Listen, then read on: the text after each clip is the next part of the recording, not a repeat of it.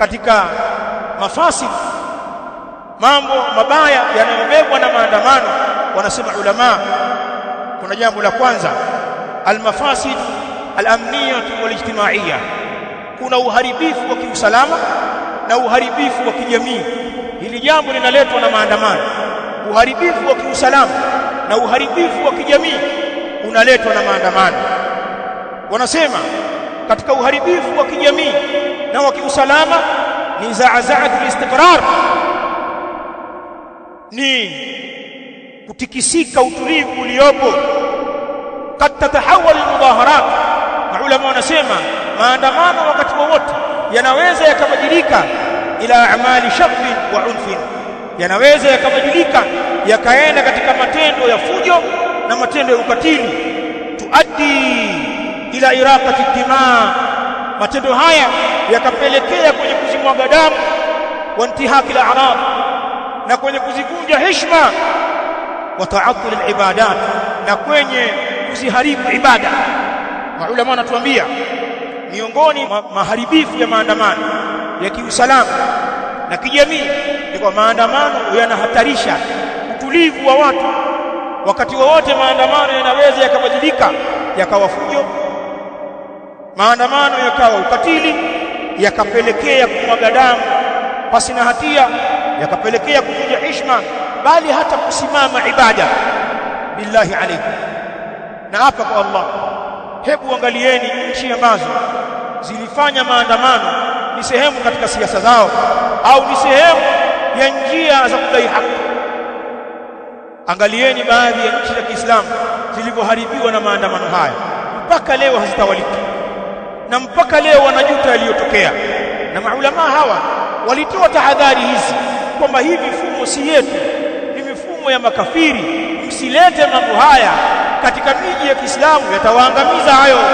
Hawakusikia haya yanayozungumzwa, umwagaji wa damu katika maandamano ya maeneo mbalimbali umepatikana, lakini kuvunja heshima, ukasikia matendo ya ubakaji, wanawake wamebakwa kwenye maandamano, ukasikia watoto wamepotea hawaonekani walipo, wengine wanajisiwa, yanafanyika haya, bali ibada zikavunjika, ikawa huwezi kuja msikitini kuswali jamaa wala huwezi kuja kuswali Jumaa.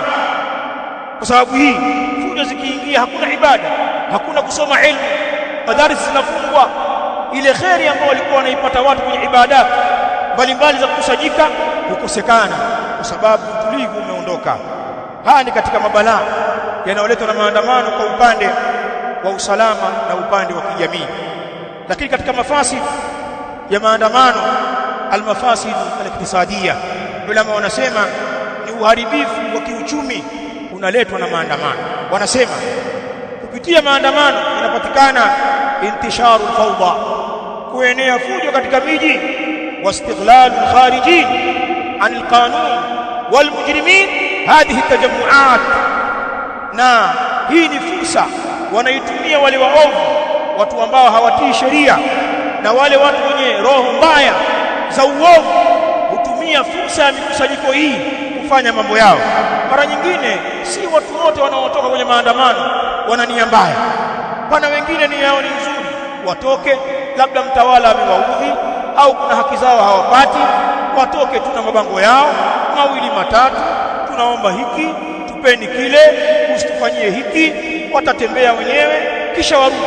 Mara nyingine pana waandamanaji, hayo ndio malengo yao, mambo ya kawaida tu ambayo inaonekana hakuna neno, lakini unapohamasisha watu watoke kudai haki zao kwa mtindo huu, unachukua dhamana kwa watu wote kwamba watakuwa na malengo kama ya kwako, watatoka kweli wayachunge hayo ambayo wewe unayazungumza. Ulama wa Kiislamu wasema hapana.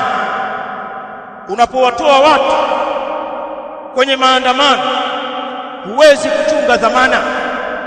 Pana watu waovu, wezi, vibaka, wahuni na watu wengine hutumia hii ni fursa kwa ajili ya kuhujumu vitu vya watu. Hicho ndio ambacho ulama wanasema, na ndio maana wanazuia. Kwa hivyo watatoka baadhi ya watu wenye malengo yao mabaya na kuanza kufanya matendo mabaya, lilqiyami bi'amali nahbi, wataanza kufanya matendo ya uporaji, wasalbi, matendo ya kuhodhi mali za watu, wali'tidai ala mumtalakati nnas, na kufanyia uadui rasilimali za watu. Watu wataharibu viwanda vya watu, maduka ya watu, vituo vya mafuta vya watu, magari ya watu, wataanza kuangamiza. Wa takhribi almunshaat alhayawiya, watu watavihujumu vyanzo vya mapato, miundombinu itaharibiwa, umeme, maji na maeneo mengine, ofisi za umma, mahospitali, mashule. Watu wataharibu vitu vingi ambavyo ndio vyanzo vya uhai wa maisha ya watu. Haya maneno yanaeleza maulama hawa. Wa takhribi almunshaat alhayawiya, na kuharibu vyanzo vya uhai wa nchi na watu. Nyinyi mnafuatilia habari mbalimbali na mnajua haya maandamano. Maulama hawa hawazungumzi mambo ambayo nyinyi hamuyajui, au wanabuni mambo ambayo hakuna. Angalieni maandamano namna yanavyoharibu miundombinu katika nchi zenye maandamano. Watu watakata madaraja, watakata barabara, watu watashambulia vyanzo vya ustawi. Wengine wanasema kazime transformer fulani kule, mkailipua ile, kata maji yasiende huko. Balaa. Watashambulia biashara za watu, yatashambuliwa mahospitali.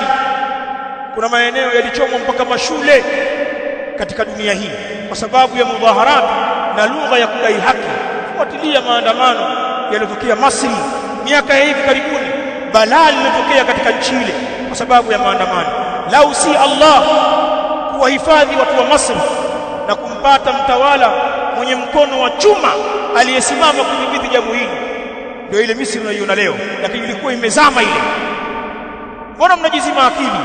Mambo ya mazungumzo mnayajua. Maandamano yale yalizuiwa kwa nguvu, baadhi ya watu wakatoa jela, wengine waliuawa na serikali ile, wengine mpaka leo ni wagonjwa, walipata vilema, ndio pakatulia pale.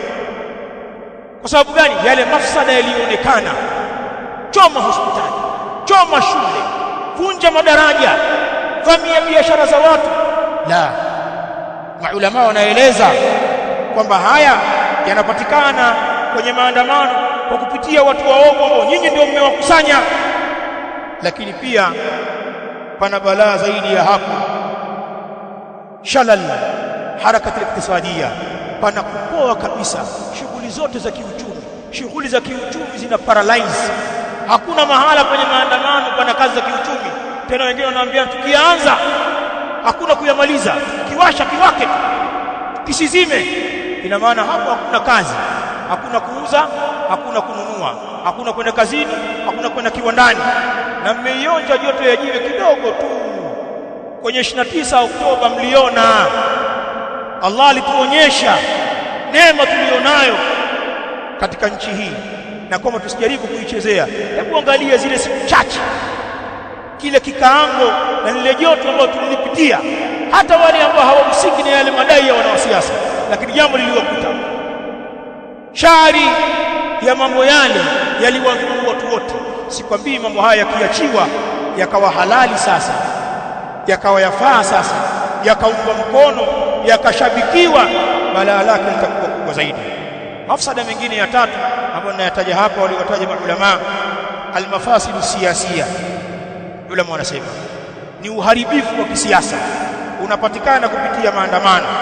Almudhaharatu dhidi alhukam, watu ikiwa wanaandamana, ulama wanasema dhidi ya watawala, kama ni raia wametoka wanaandamana dhidi ya watawala, wanasema ulama tuaddu naw'an min alkhuruj. Hili linahesabika ni katika aina za uasi alladhi yuaddi ila shaqi asa taa, jambo ambalo hupelekea kuondosha nidhamu ya utii kwa watawala.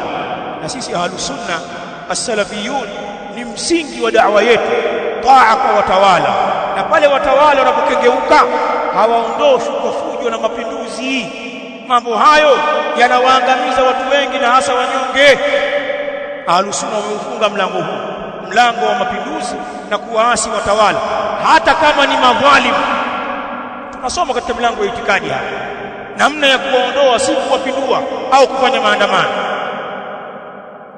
Utaratibu wa kutaamali, kuamiliana na dhulma ya mtawala na namna ya kumpa nasaha na kumkumbusha Allah na kumdai haki umeelezwa na Ahlus-Sunnah. Tena akikubali nasaha zenu alhamdulillah, na kama akizipuuza Mtume anatuambia mmeshatimiza wajibu wenu. Hii si lugha ya uoga, hii ni lugha ya Kiislamu, dini ambayo mafundisho yake ni wahi. Allah anawajua viumbe wake. Sheria ya Kiislamu imekuja kwa ajili ya kuwaboresha viumbe.